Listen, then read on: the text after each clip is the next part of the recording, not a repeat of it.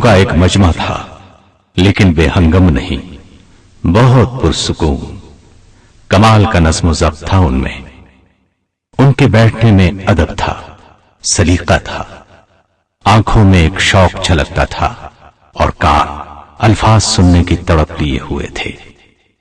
وہ اس وقت جس ہستی کی بات سن رہے تھے وہ اس کائنات کی سب سے عظیم ہستی تھی۔ ان کے الفاظ میں عجیب سی کشش تھی، بڑی مٹھاس اور حلاوت تھی۔ الفاظ کانوں کے رستے سیدھے دل میں اترتے جاتے تھے۔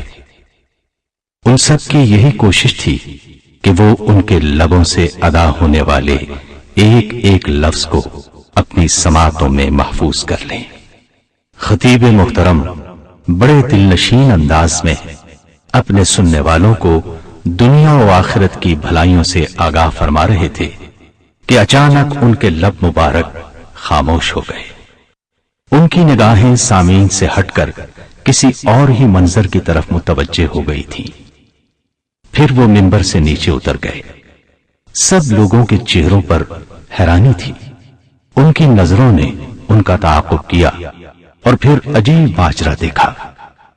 سامنے دو بچے جنہوں نے سرخ رنگ کے کپڑے پہنے ہوئے تھے، لمبی لمبی قمیصوں کی وجہ سے کبھی گرتے اور کبھی اٹھتے ہوئے خطیب اعظم کی طرف بڑھ رہے تھے۔ انہوں نے دونوں بچوں کو اٹھایا اور منبر کی طرف واپس تشریف لے آئے۔ دونوں بچوں کو اپنے سامنے بٹھایا اور سامعین سے مخاطب ہوئے، لیکن اب جو بات ان کے لبوں سے ادا ہو رہی تھی وہ ان بچوں کے متعلق ہی تھی۔ آپ فرما رہے تھے، انما اموالکم واولادکم فتنہ، بے شک تمہارے مال اور تمہاری اولاد فتنہ ہے۔ میں نے جب ان دونوں کو چلتے ہوئے اور گرتے ہوئے دیکھا تو مجھ سے برداشت نہ ہو سکا۔ میں نے اپنی گفتگو روک کر ان کو اٹھا لیا۔ یہ دونوں بچے جنہیں آقائے نامدار محمد صلی اللہ علیہ وسلم کی خصوصی شفقت کی سعادت ملی، سیدنا حسن اور سیدنا حسین رضی اللہ عنہما تھے۔ رسول اللہ صلی اللہ علیہ وسلم کی صاحبزادی سیدہ فاطمہ رضی اللہ عنہا کے بیٹے سیدنا علی رضی اللہ عنہ کے لخت جگر، جن کے بارے میں رسول اللہ صلی اللہ علیہ وسلم نے فرمایا تھا، حسن اور حسین دونوں جنت کے نوجوانوں کے سردار ہیں۔ اسامہ بن زید رضی اللہ عنہما فرماتے ہیں کہ ایک رات میں نے ضرورت کے تحت رسول اللہ صلی اللہ علیہ وسلم کا دروازہ کھٹکھٹایا۔ نبی کریم صلی اللہ علیہ وسلم باہر تشریف لائے تو آپ نے چادر اوڑھی ہوئی تھی۔ مجھے معلوم نہیں تھا کہ اس چادر کے نیچے کیا ہے۔ جب میں اپنی ضرورت سے جس کے لیے حاضر ہوا تھا فارغ ہوا تو میں نے عرض کیا، آپ نے یہ چادر کس پر اوڑھ رکھی ہے؟ آپ صلی اللہ علیہ وسلم نے چادر اٹھائی تو آپ حسن اور حسین رضی اللہ عنہما کو اٹھائے ہوئے تھے۔ آپ صلی اللہ علیہ وسلم نے فرمایا، یہ دونوں میرے بیٹے ہیں اور میری بیٹی کے بیٹے ہیں۔ اے اللہ، میں ان دونوں سے محبت کرتا ہوں، تو بھی ان سے محبت فرما اور ان سے بھی محبت فرما جو ان دونوں سے محبت رکھتے ہیں۔ سیدہ عائشہ صدیقہ رضی اللہ عنہا بیان فرماتی ہیں، نبی کریم صلی اللہ علیہ وسلم ایک دن تشریف فرما ہوئے۔ آپ پر سیاہ بالوں کی بنی ہوئی منقش چادر تھی۔ اتنے میں سیدنا حسن بن علی اور سیدنا حسین بن علی رضی اللہ عنہم تشریف لائے تو وہ بھی اس چادر میں داخل ہو گئے۔ پھر سیدہ فاطمہ الزہرا رضی اللہ عنہا حاضر ہوئیں تو آپ صلی اللہ علیہ وسلم نے انہیں بھی چادر میں داخل فرما لیا۔ پھر سیدنا علی رضی اللہ عنہ پہنچ گئے تو آپ نے انہیں بھی داخل فرما لیا۔ پھر فرمایا، انما يريد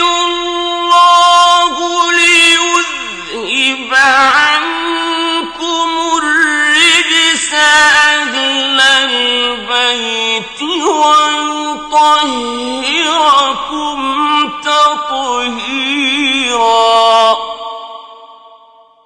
اللہ تعالی چاہتا ہے کہ تم سے اے اہل بیت ہر بری چیز دور فرما کر تمہیں خوب پاک صاف کر دے. اس آیت مبارکہ میں جہاں ازواج مطہرات کو مخاطب کر کے اہل بیت کہا گیا ہے، وہاں اس حدیث کی روح سے حسن، حسین، فاطمہ الزہرا اور علی رضی اللہ عنہم بھی اہل بیت میں شامل ہیں. اسی لیے انہیں اصحاب القصا یعنی چادر والے کہا جاتا ہے. سیدنا حسین رضی اللہ عنہ ہجرت کے چوتھے سال شعبان کے مہینے میں پیدا ہوئے. علامہ ذہبی رحمت اللہ علیہ نے آپ کا تذکرہ یوں فرمایا ہے: سیدنا حسین بن علی رضی اللہ عنہما امام کائنات جناب محمد الرسول اللہ صلی اللہ علیہ وسلم کے نواسے، دنیا میں آپ کے مہکتے پھول اور عزیز از جان محبوب ابو عبداللہ حسین بن امیر المومنین ابی الحسن علی بن ابی طالب بن عبد المطلب بن ہاشم بن عبد مناف بن قصی قریشی اور ہاشمی تھے. آپ کی پیدائش پر رسول اللہ صلی اللہ علیہ وسلم بہت خوش ہوئے اور آپ کو گھٹی دی. رسول اللہ صلی اللہ علیہ وسلم ہی نے آپ کا نام حسین رکھا. 7ویں دن آپ کا عقیقہ کیا گیا اور سر کے بال مونڈے گئے. سیدنا حسن اور سیدنا حسین رضی اللہ عنہما آپس میں گہری محبت رکھتے تھے. ان کی عمروں میں تقریباً 1 سال کا فرق تھا، لیکن ان کی آپس کی محبت دیکھ کر لوگ یہ سمجھتے تھے کہ وہ جڑواں بھائی ہیں. رسول اللہ صلی اللہ علیہ وسلم نے خاص طور پر حسین رضی اللہ عنہ کو بچپن ہی سے اس بات کی تربیت دی تھی کہ بڑوں کا احترام کس طرح کیا جاتا ہے اور چھوٹوں سے کس طرح شفقت سے پیش آتے ہیں. دونوں کی باہمی محبت کی سب سے بڑی وجہ یہ بھی تھی کہ انہوں نے ان والدین کی گود میں پرورش پائی جو آپس میں محبت کرنے والے تھے، اور بلا شک والدین کی باہمی محبت اور احترام کا اولاد پر گہرا اثر پڑتا ہے. لیکن یہ بھی حقیقت ہے کہ جس محبت میں احترام نہ ہو وہ ناقص اور ادھوری ہوتی ہے. احترام مکمل ہی محبت سے ہوتا ہے.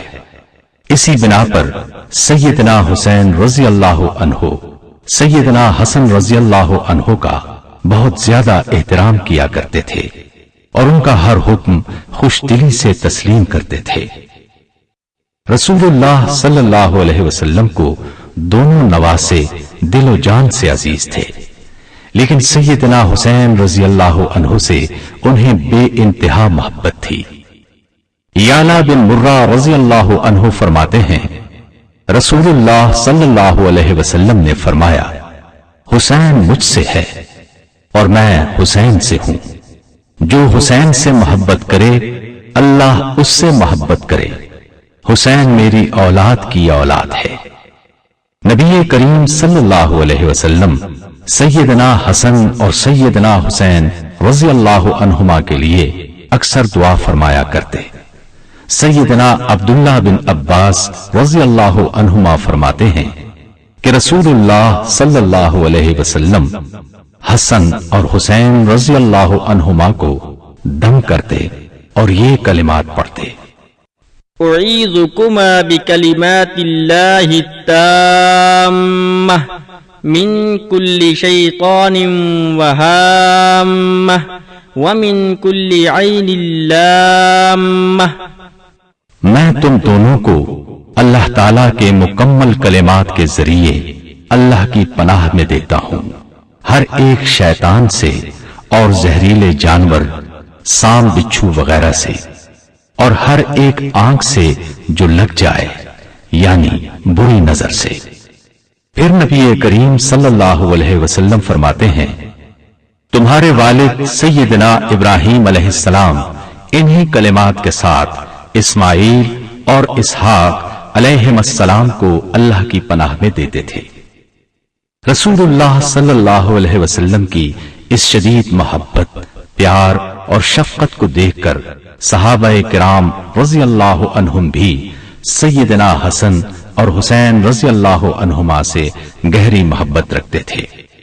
ابو ہریرہ رضی اللہ عنہ سے روایت ہے، مروان بن حکم بیماری کے دنوں میں ان کے پاس آیا اور پوچھا، ابو ہریرہ رضی اللہ عنہ، جب سے میرا آپ کے ساتھ اٹھنا بیٹھنا ہوا ہے، جو چیز میں نے سب سے زیادہ محسوس کی ہے وہ آپ کی حسن اور حسین رضی اللہ عنہما سے محبت ہے۔ ابو ہریرہ رضی اللہ عنہ فوراً اٹھ کر بیٹھ گئے اور فرمایا، ہم نبی کریم صلی اللہ علیہ وسلم کے ساتھ جا رہے تھے کہ آپ نے راستے میں حسن و حسین رضی اللہ عنہما کے رونے کی آواز سنی۔ آپ نے اپنی سواری کو تیز کیا اور ان کی ماں کے قریب آ کر پوچھا، کیا بات ہے، میرے بیٹے کیوں رو رہے ہیں؟ سیدہ فاطمہ رضی اللہ عنہا نے فرمایا، پیاس کی وجہ سے۔ آپ نے پانی تلاش کیا مگر نہ مل سکا۔ آپ نے لوگوں سے پوچھا لیکن کسی سے بھی پانی نہ ملا۔ آپ نے سیدہ فاطمہ رضی اللہ عنہا سے کہا، ایک بچہ مجھے پکڑا دو۔ آپ نے بچے کو پکڑ کر سینے سے لگایا۔ بچہ ابھی تک رو رہا تھا، چپ نہیں ہوتا تھا۔ آپ نے اپنی زبان مبارک بچے کے منہ میں ڈال دی۔ بچے نے زبان کو چوسنا شروع کر دیا، حتیٰ کہ وہ خاموش ہو گیا۔ پھر ہم نے اس کے رونے کی آواز نہیں سنی۔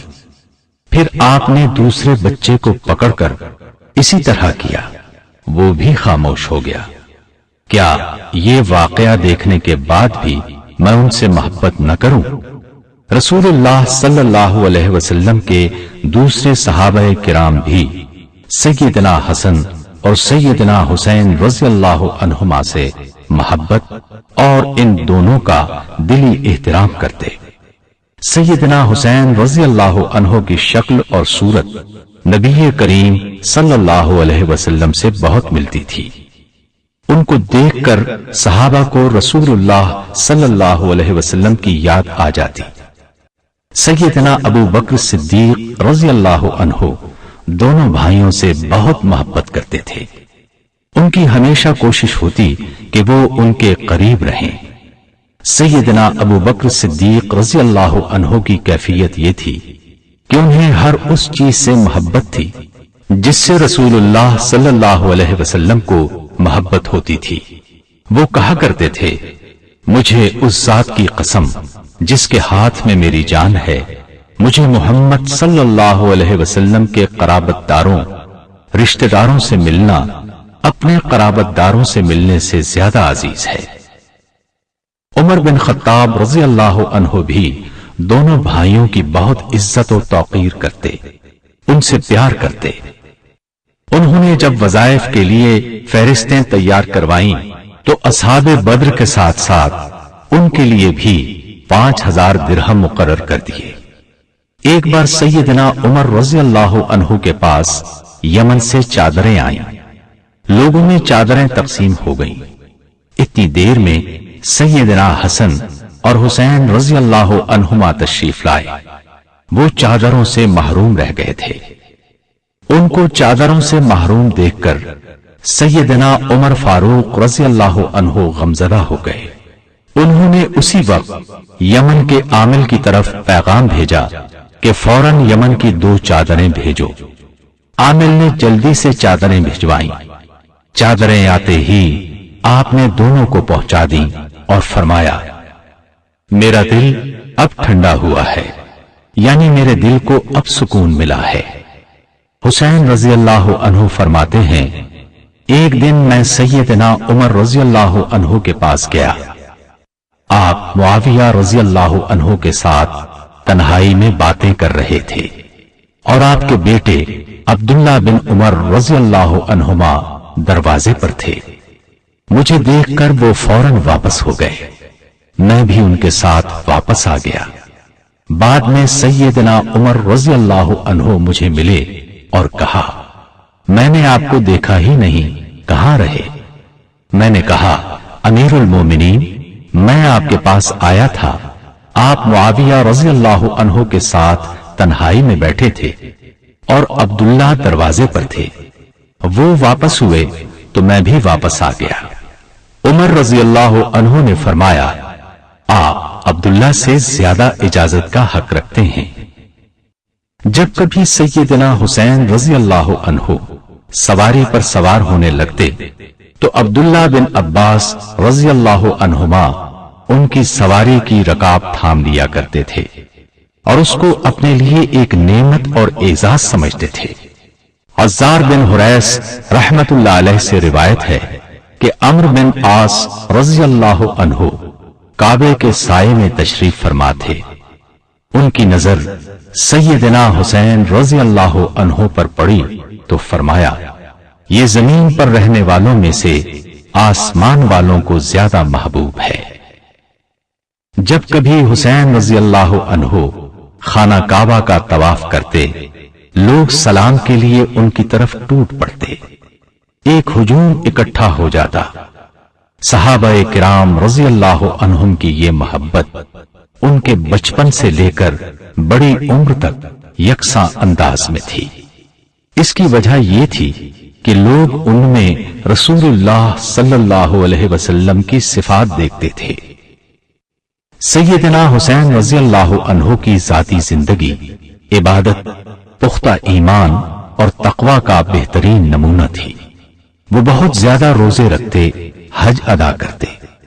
آپ کی دعاؤں اور عبادت کے دوران عجز و نیاز سے آپ کا تقوی بہت نمایاں ہو کر سامنے آتا ہے۔ آپ اس طرح اللہ تعالی سے مناجات کرتے، اے اللہ، تو ہی ہر مصیبت میں مجھے ثابت قدم رکھنے والا ہے، میں تیری رحمت کا امیدوار ہوں، ہر تکلیف کو دور کرنے والا، ہر نعمت عطا کرنے والا تو ہی ہے، جس کو تو تکلیف دے دے اس پر احسان کرنے والا بھی تو ہی ہے۔ اے میرے معبود، تو نے مجھے نعمتیں عطا کی ہیں، مجھے شکر کرنے والا نہیں پایا، مجھے آزمایا، مجھے صبر کرنے والا نہیں پایا۔ تو نے میری ناشکری کی وجہ سے مجھ سے نعمتیں نہیں چھینی، اور نہیں میری بے صبری کی وجہ سے میری تکلیف ہمیشہ رہنے دی۔ آپ کی دعائیں اس بات کا مظہر ہیں کہ آپ کی نظر میں بزرگ و برتر ذات وہی ایک ہے، وہی نفع و نقصان دینے والی ہے، زندگی اور موت اسی کے ہاتھ میں ہے۔ اس واضح حقیقت کو پانے والے کی نمازیں، تسبیح و تحلیل، غرض تمام عبادات خلوص نیت اور خشوع و خضوع سے بھرپور کیوں نہ ہوں گی۔ سیدنا حسین رضی اللہ عنہ بہت زیادہ سخی تھے، جو بھی ان سے سوال کرتا اس کو اتنا دیتے کہ اس کی فقیری ختم ہو جاتی، تنگ دستی مٹ جاتی۔ ایک دفعہ ایک سائل مدینے کی گلیوں میں گھومتا پھرتا سیدنا حسین رضی اللہ عنہ کے دروازے پر آن پہنچا۔ اس نے دروازے پر دستک دی اور اشعار پڑھے جن کا مفہوم یہ ہے، جس نے تیرے دروازے کی کنڈی کو حرکت دی آج نا امید نہیں جائے گا، تو سخی ہے، تو سخاوت کی کان ہے، تیرے باپ نے فاسقوں کو قتل کیا۔ سیدنا حسین رضی اللہ عنہ اس وقت نماز پڑھ رہے تھے۔ سوالی کا سوال اور شعر کانوں میں پڑے تو اپنی نماز مختصر کر دی۔ اٹھ کر سوالی کے پاس گئے، اس کی مفلوق الحالی دیکھی، چہرے پر فاقے کے آثار نمایاں تھے۔ پلٹ کر گھر آ گئے، اپنے غلام قمبر کو بلایا اور اس سے پوچھا، خرچ کی رقم میں سے تمہارے پاس کیا بچا ہے؟ اس نے کہا 200 درہم، جو آپ نے اپنے گھر والوں پر خرچ کرنے کے لیے کہے ہیں۔ آپ نے فرمایا، انہیں لے آؤ، جو آ گیا ہے وہ ان کا زیادہ حقدار ہے۔ قمبر درہم لے کر آیا تو آپ نے درہم اس سوالی کے حوالے کر دیے۔ سیدنا حسین رضی اللہ عنہ کا معمول تھا کہ کسی سوالی کو خالی نہیں لوٹاتے تھے، حتیٰ کہ شعراء کو بھی عطا کر دیتے۔ آپ کے بڑے بھائی سیدنا حسن رضی اللہ عنہ نے شعراء کو مال دینے پر ڈانٹا تو آپ نے جواب دیا، بہتر مال وہ ہے جس سے عزت بچ جائے۔ بہادری، شجاعت اور ثابت قدمی سیدنا حسین رضی اللہ عنہ کی شخصیت کے نمایاں اوصاف تھے۔ ایک دفعہ حسن رضی اللہ عنہ نے ان سے کہا، میں چاہتا ہوں کہ تمہاری حوصلہ مندی سے کوئی حصہ مجھے بھی مل جائے۔ حسین رضی اللہ عنہ فرمانے لگے، میں چاہتا ہوں کہ آپ کی قوت گویائی، فصاحت و بلاغت سے مجھے بھی کچھ حصہ مل جائے۔ یزید بن معاویہ رحمت اللہ علیہ کی قیادت میں لشکر قسطنطنیہ کی طرف جا رہا تھا۔ سیدنا حسین رضی اللہ عنہ نے اس لشکر میں مجاہد کے طور پر شامل ہونے کے لیے سیدنا معاویہ رضی اللہ عنہ سے اجازت طلب کی اور ایک عام مجاہد کی طرح اس لشکر میں شامل ہو گئے۔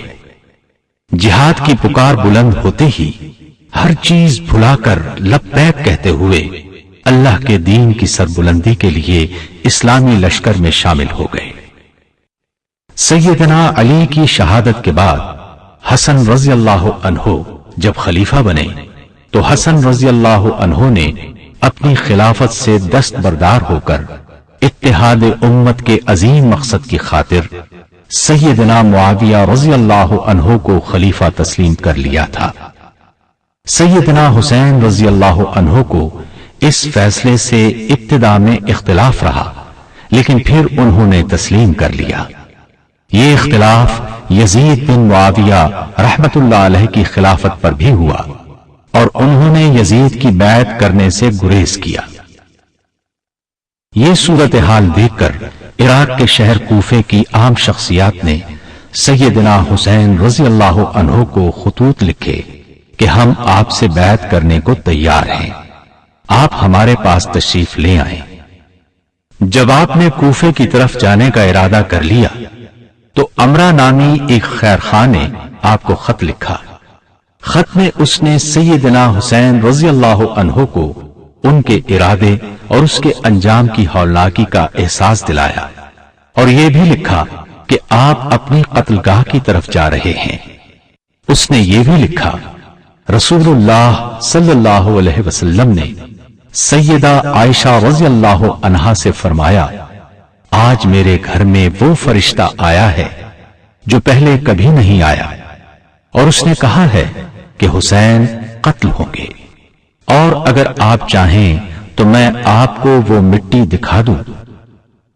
حسین رضی اللہ عنہ نے یہ پڑھ کر کہا، پھر لازماً وہی میری قتل گاہ ہوگی۔ جب سیدنا حسین رضی اللہ عنہ نے کوفہ جانے کا ارادہ کیا تو عبداللہ بن زبیر رضی اللہ عنہما نے کہا، آپ کہاں جا رہے ہیں؟ اس قوم کی طرف جس نے آپ کے والد کو قتل کیا، آپ کے بھائی کو طعن و تشنیع کا نشانہ بنایا۔ سیدنا حسین رضی اللہ عنہ بولے، میرے نزدیک مکے میں خون خرابہ کروانے سے بہتر یہ ہے کہ مکے سے نکل جاؤں۔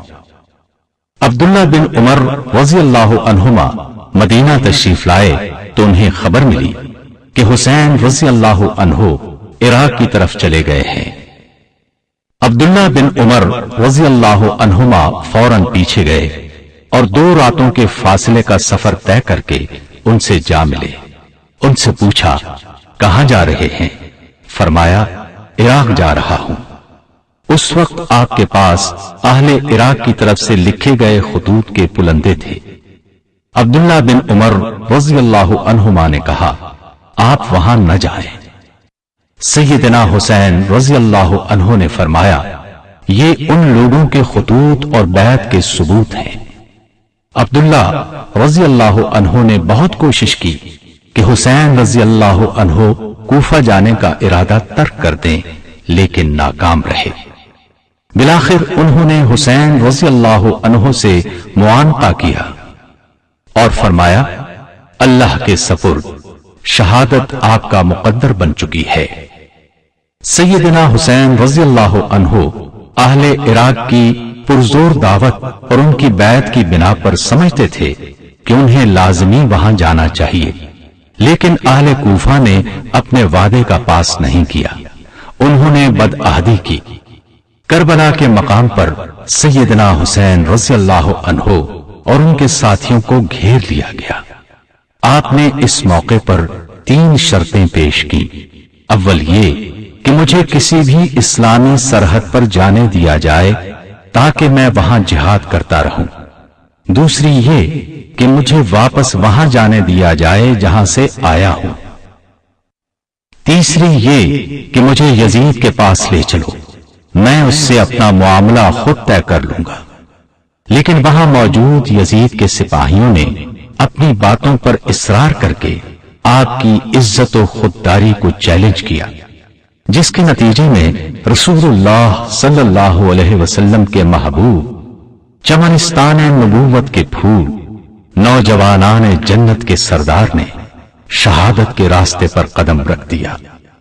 उन्होंने जिस चीज को हक समझा था उसका दिफा करते हुए मौत को कबूल कर लिया। बिलाखिर 61 हिजरी 10 मुहर्रमुल हराम को आपकी शहादत का निहायत अलमनाक सानहा पेश आ गया। इमाम इब्न तैमिया रहमतुल्लाह अलैह फरमाते हैं, अल्लाह ताला ने यौम आशूरा के दिन सैयदना हुसैन रज़ियल्लाहु अन्हु को शहादत का अजीम रुतबा अता किया। उन्हें शहीद करने वालों के नसीब में जिल्लत और रुसवाई लिखी गई। ये शहादत उनके खानदान की कोई पहली शहादत न थी। वो इस राह पर चलने के हमेशा ख्वाहिशमंद रहे। वो और उनके भाई जन्नत में नौजवानों के सरदार हैं। इस सरदारी का ताज भी उनके सर पर इसलिए चमका कि उनके नाना दुनिया के बेहतरीन इंसान थे। उनकी तरबियत और रहनुमाई ही ने उन्हें ये बुलंद मकाम अता किया था। सैयदना हुसैन रज़ियल्लाहु अन्हु की शहादत पूरी उम्मत के लिए एक बहुत बड़ा सानहा था। शहीद करबला सैयदना हुसैन रज़ियल्लाहु अन्हु के चंद फरमूदात रहनुमाई के लिए पेश खिदमत है। जिसने सखावत की वो सरदारी हासिल कर गया, जिसने बखीली की उसने जिल्लत कमाई। सबसे बड़ा सखी वो है जो अपनी जरूरत के बावजूद देता है। सबसे बड़ा मुआफ करने वाला वो है जो बदला लेने की ताकत रखने के बावजूद मुआफ कर दे। लोगों में सबसे अच्छा वो है जो सिला रहमी करे। जो किसी के साथ भलाई करता है अल्लाह ताला उसको अच्छा बदला देगा और अल्लाह भलाई करने वालों को पसंद करता है। सखावत में एक दूसरे से बढ़ चढ़कर हिस्सा लिया करो। हदिये और अतियात से तारीफ कमाओ और जान रखो कि नेकी तारीफ और नेकनामी का सबब और अज्र का जरिया है।